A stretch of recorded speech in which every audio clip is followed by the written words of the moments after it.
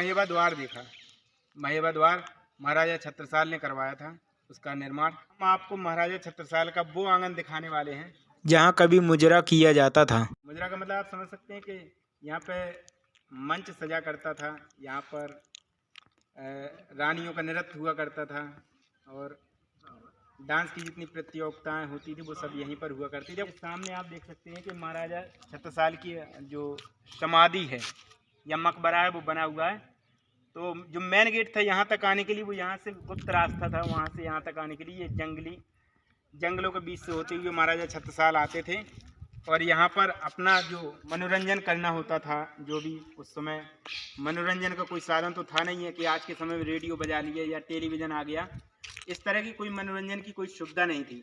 उस समय के ज़माने में सिर्फ ये चलता था कि मुजरा चलता था, तो यहाँ पर नाच गाना होता था और उसी उद्देश्य से इस आंगन का निर्माण कराया गया था। वहाँ पर आप देख सकते हैं कि ये जो आपको आसन दिख रहा है, यहाँ पर दिखाइए, ये आपको जो दिख रहा है, यहाँ पर राजा का सिंहासन लगा करता है यहाँ पर, और वहाँ पर जहाँ पे ये पूरा जो मैदान आप देख रहे हैं, यहाँ पर सजावट की जाती थी। जो राजा की प्रजा हुआ करती थी और जो भी उनकी दासियाँ हुआ करती थी, उनके लिए ये स्थान बनाए गए थे। ये बगल बगल से आप देख लें, और जो बीच का आंगन है, यहाँ पे लोक संगीत कार्यक्रम किए जाते थे। राजा के स्वागत में राजा का मनोरंजन किया जाता था, राजा को खुश किया जाता था। अब आइए थोड़ा इसके अंदर।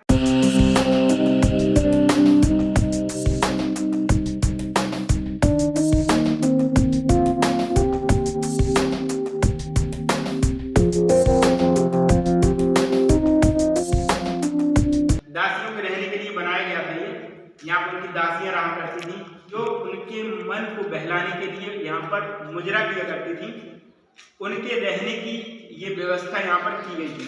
उनके लिए जो ड्रेस की व्यवस्था थी, जो रानियाँ, जो दासियाँ महाराजा छत्रसाल को खुश करा करती थी हर तरीके से, उनके लिए मुजरा किया करती थी।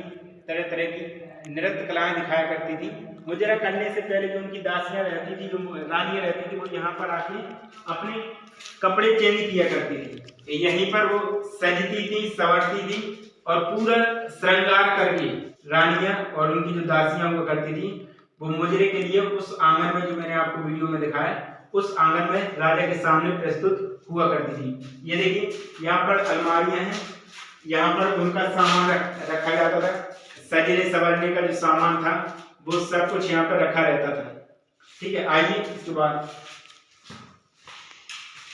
और देखिए, इसके ऊपर गुफा टाइप की बनी हुई है। इसके अंदर ही अंदर एक गुफा रहा करती थी दोस्तों। क्या लगी है, आगे कहानी को वो भी बताएंगे क्या इसकी कहानी है, क्योंकि हम इसका जानते नहीं है। ठीक है, तो आइए जानने का प्रयास करते हैं। तो देखिए,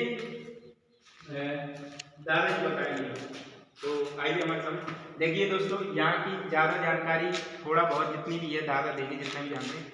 दादाजी, सबसे पहले आपका हमारे चैनल पर बहुत बहुत स्वागत करते हैं हम। और हमारा पहला सवाल आपसे दर्शक ये जानना चाहते हैं कि अभी जो हम ये दिखा रहे हैं, ये पूरा महल, ये राजा महाराजा छत्रसाल का तो है, लेकिन ये किस उद्देश्य से बनाया गया था? क्या मुजरा यहाँ पे मुजरा हुआ करता था, और वो जो आंगन है वहाँ पे राजा का सिंहासन लगा करता था। वही मुजरा हुआ करता था।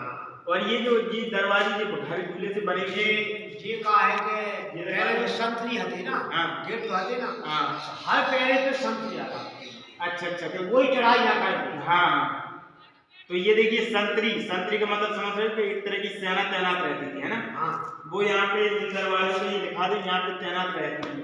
और ये मंदिर उन्हीं का है, नाम से शीतलगढ़ी बनाया गया। ये दरवाजे बैठ राजा की प्रजा रहा करते हैं, वो उठ पे बैठी थी बिना लोहा के। देखो आज भी, हाँ, ये बहुत बड़ी बात है दोस्तों कि ये बिना लोहा की, ना कोई सरिया, ना सीमेंट है, ना कोई बारी है।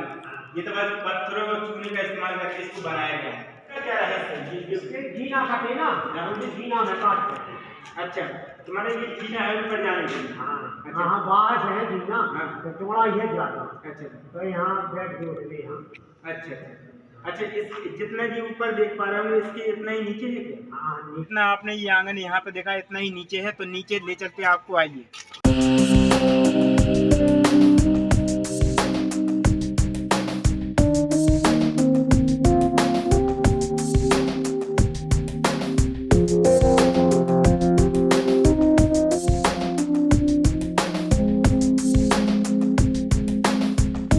जितना ही ये ऊपर है उतना ही नीचे है, और पीछे दिखा दें, अंदर मतलब गेट दिखा दें किस अंधेरे से हम उतरे हुए हैं, कितनी ऊंचाई हमने कवर की है। आइए देखिए, आइए देखिए। राजा छत्रसाल की सेना जो रहती थी वो यहीं पर रहा करती थी, और यहीं पर सेना अपने महल की रखवाली भी करा करती थी। इस छत्रसाल ने मुजरे के लिए एक अलग से महल बनवाया था।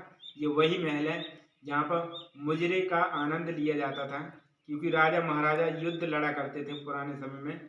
युद्ध से कभी कभार थक कर जब वापस आते थे तो उन्हें मन बहलाना होता था। तो पहला माध्यम तो ये था कि या तो वो अपनी रानियों के पास चले जाते थे तो मन उनका ठंडा हो जाता था, या फिर मन नहीं लगता था तो महाराजा छत्रसाल की तरह ही अन्य राजा भी इसी तरीके मुजरे के लिए एक अलग आंगन का निर्माण करवाते थे, जिस तरीके से महाराजा छत्रसाल का ये आंगन बना हुआ है। बाकी इसको आप थोड़ा सा देख लें।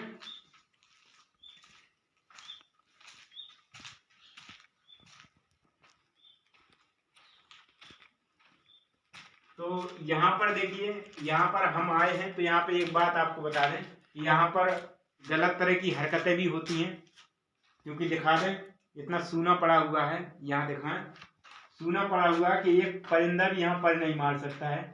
तो जो लोग भी उल्टी सीधी हरकतें करने के लिए भी आते हैं कुछ लोग, क्योंकि यहाँ कोई रोक टोकने वाला नहीं है, चुपके से आते हैं लोग और उल्टी सीधी हरकतें करते हैं। ये देखिए, यहाँ पर देखिए ये बना हुआ है, और देखिए यहाँ पीछे से भी मकबरे के लिए जाने के लिए रास्ता है। चलिए अब हम आपको लेके चलते हैं ऊपर फ्लोर पर। ये हम दिखाना भूल गए थे, ये राजा जहाँ पर मुजरा किया करते थे वो तो आपने देखा, वो आंगन है, और ये भी उसी तरीके से बनाया गया है। ये भारी विशाल आंगन है, ठीक है। और चलते हैं उसके आगे।